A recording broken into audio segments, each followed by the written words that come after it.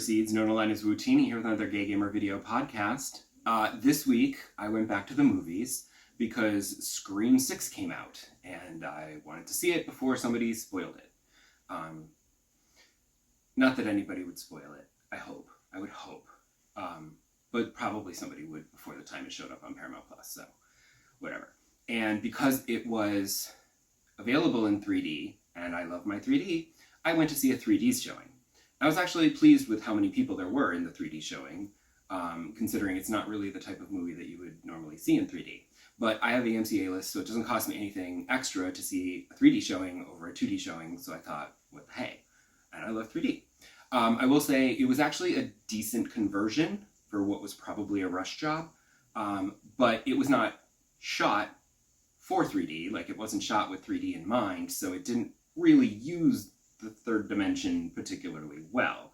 The bodega scene was okay, and there's a scene with a ladder that actually worked much better in 3D than it probably didn't. It would have been good in 2D still, but the 3D really worked to help accentuate the scene and make it more tense, a little scarier.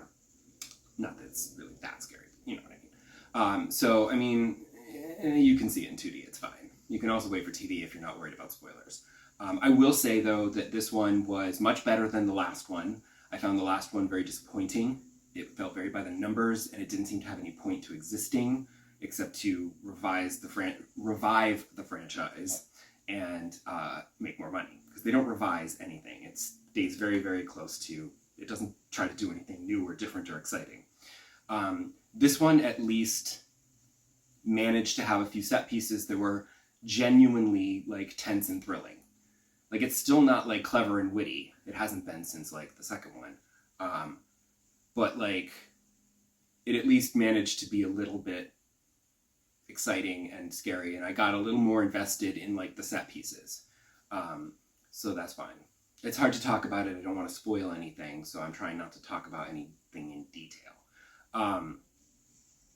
The problem that I am having with the Scream series is normal horror movie franchises have a single killer going after different people in every movie. So it changes it up. You get new characters, and they're, you know, the same killer comes after these people, and you end up with somebody, final girl at the end, whatever. But the Scream series turns that on its head and has different killers in every movie going after the same people. And this new, I don't know if it's a trilogy yet, whatever. There's only 2 of them so far, but there's clearly going to be another. This one, the first ones, the earlier ones were like Sydney, and like you had Gale and Dewey as like supporting recurring characters, and you'd get like a fresh cast every movie. But now this one, we're stuck with the same characters that were in that survived the last one. They're in this one again with like a few new ones just to have some more people to kill. And having different killers in every movie means you have to come up with a new motive for these killers, or killer, whichever. And I will say that this one, the motive makes more sense than the last one. The last one was just stupid, and I was like, this is dumb, and I don't like this at all. It's really annoying. This one, it's still dumb, because it's just like, whatever. And it's completely ridiculous, because the Scream movies are always over the top and ridiculous. But at least this one made some kind of logical sense. But the problem that I'm having with the Scream movies now is that we have the same characters fighting different killers in every movie, and I don't really like these characters. Jenna Ortega's character, Tara, is more interesting in this one than she was in the last one, but Sam is still a complete dud. She's still just doing the same thing. There's like no development of character, it seems. And the hunky guy is good for eye candy, but his twin sister like was really getting on my nerves in this one, and I'm just like, blah. So if you're gonna have the same characters in every movie, I need to like them, or I'm not gonna want to come back again, unless you promise that you're gonna kill them, and then I will watch them die, because that would be fun. So yeah, it's fine. Everyone's raving about it like it's the second coming, it's the best one since the first one. It's not, but it is much better than the previous one, because the previous one was kind of bad. So that your mileage may vary, it seems to. So as for gaming, I am still playing Fallout 4, much to my surprise. I can't believe it. I don't know. I'm actually kind of invested in it now. I'm very into it, which is weird, given that I didn't like Fallout 3, and I stopped playing it. But it's funny because I've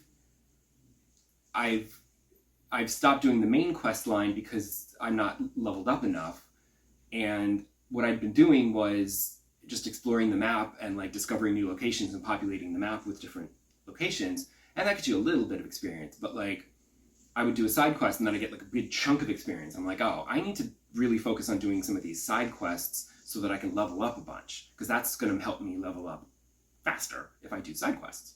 So I started doing all of the Nick Valentine side quests because he's my current companion. I very much enjoy him. And he's also a good companion for me because I tend to do things more honorably, and he likes that.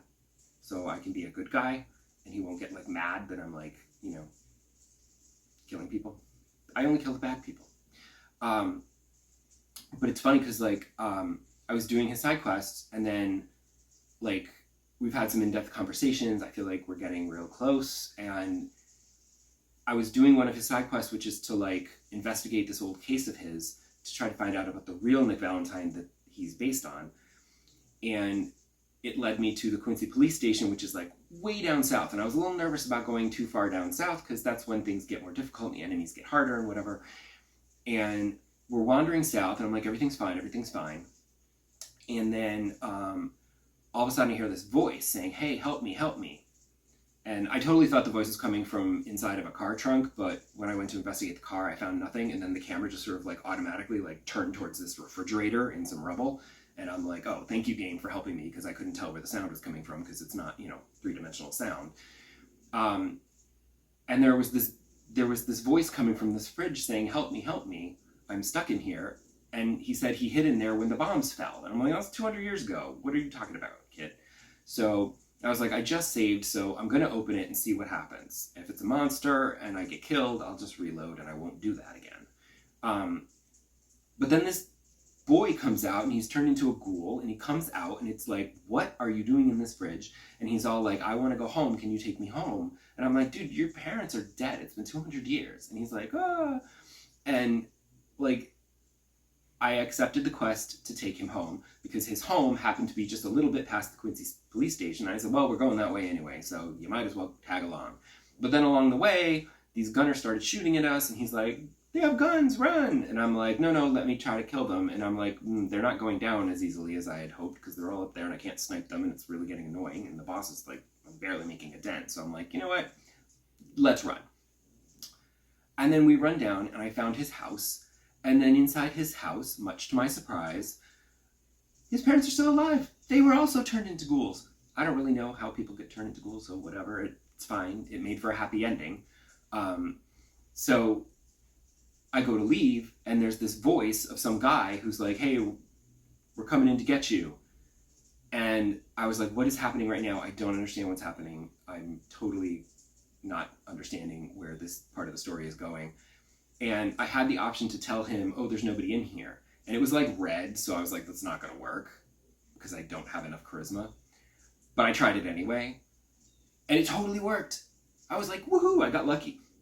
So he was like, I said, there's no one in here, it's completely empty. And the guy's like, dang it, let's go catch up with him. And he like took off. And I was like, woohoo.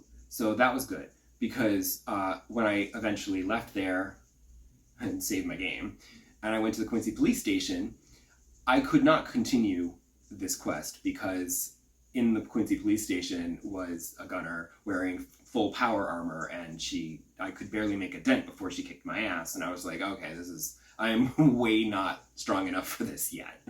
So I'm very glad that didn't turn into a fight, and I was able to talk my way out of it, because I am afraid he might have also been a very high level enemy that I wouldn't have been able to defeat easily. So I immediately went back north, and I'm like, we're going to stay up here for a while. And I've been doing a lot of Minutemen quests, saving settlements and like setting up new settlements and clearing out raiders and that sort of thing, because that's totally doable and easy. And I like the Minutemen as a group. I have not touched the Brotherhood of Steel.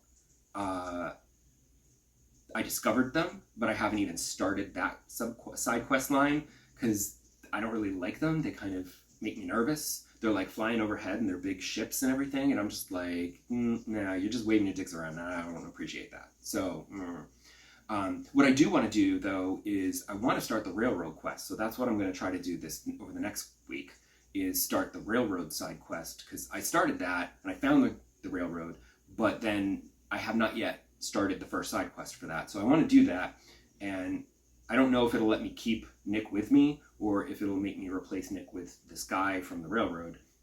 I guess I'll find out. And you'll find out when I talk about it in the next episode.